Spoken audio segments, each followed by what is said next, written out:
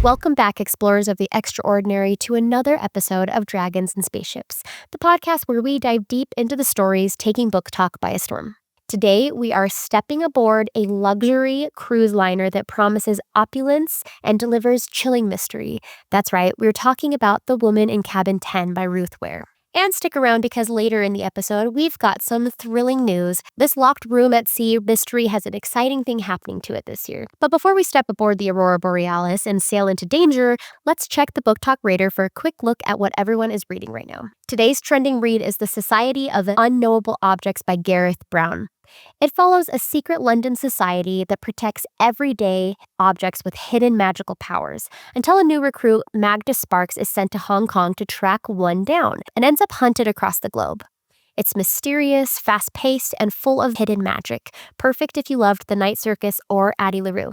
So, if you love secret societies, magical objects, and high-stakes mystery, The Society of Unknowable Objects is worth adding to your TBR. All right. Now let's leave hidden London attics behind and board a luxury cruise ship where danger lurks behind every glass door.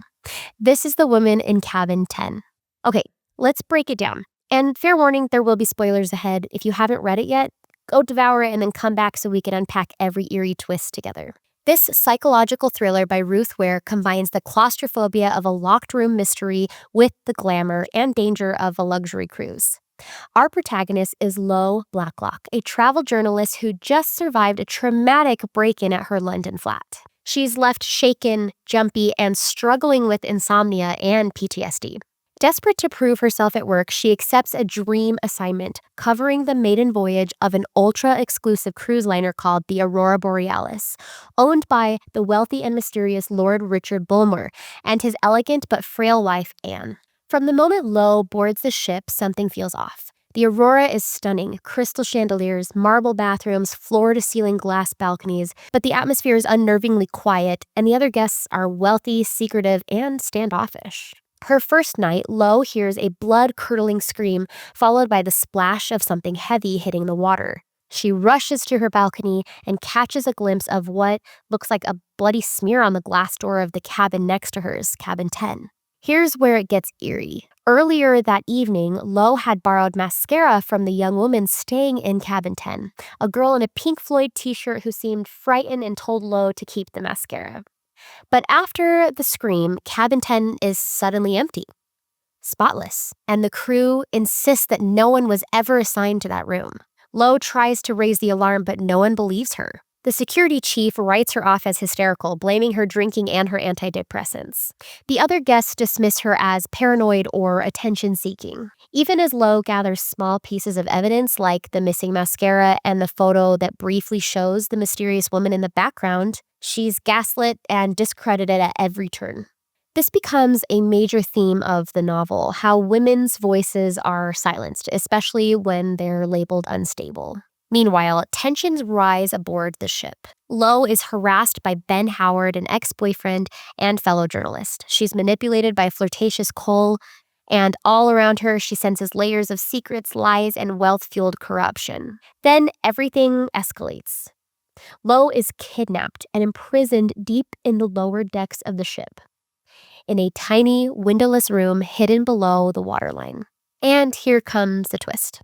Her captor is the mysterious woman from Cabin 10. She reveals her name is Carrie, and she's Lord Bulmer's secret lover. Carrie had been impersonating Anne Bulmer, who was already dead. Richard claimed Anne died accidentally during a domestic dispute and convinced Carrie to secretly dispose her body. They planned to pass Carrie off as Anne for the rest of the cruise, creating the illusion that Anne was still alive. Lo had stumbled into the cover-up, but what is wild is how Ware builds a strange, reluctant bond between Lo and Carrie. Carrie is both captor and victim. She's terrified of Richard, but convinced she loves him. Lo finally breaks through her fear and guilt, persuading Carrie to let her escape, warning her that Richard will likely kill her too to cover his tracks. Lo makes a daring escape into the freezing Norwegian fjords and eventually reaches the police. Meanwhile, news breaks. Richard Bulmer is found dead from an apparent gunshot wound, and a woman's body is recovered from the sea. At first, Lo believes it's Carrie, but the shocking twist? It's Anne's body, and Richard's death turns out to be murder, not suicide. Carrie has vanished.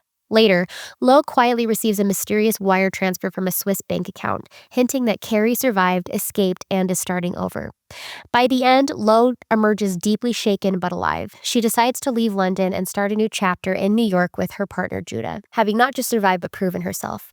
By the end, Lo survives, but nothing about her world is the same. It's Agatha Christie meets Gone Girl on high seas, and it'll make you second guess every luxury cruise invite you ever get. The Woman in Cabin 10 is a gothic, claustrophobic thriller full of deception, gaslighting, female solidarity, and the question of what is real when everyone wants to make you doubt yourself. But now, for our Sorcerer's Scroll that ties into this book we have been talking about. The Woman in Cabin 10 is not just a chilling page-turner anymore, it becomes a Netflix film on October 10th, 2025. Here's what we know so far.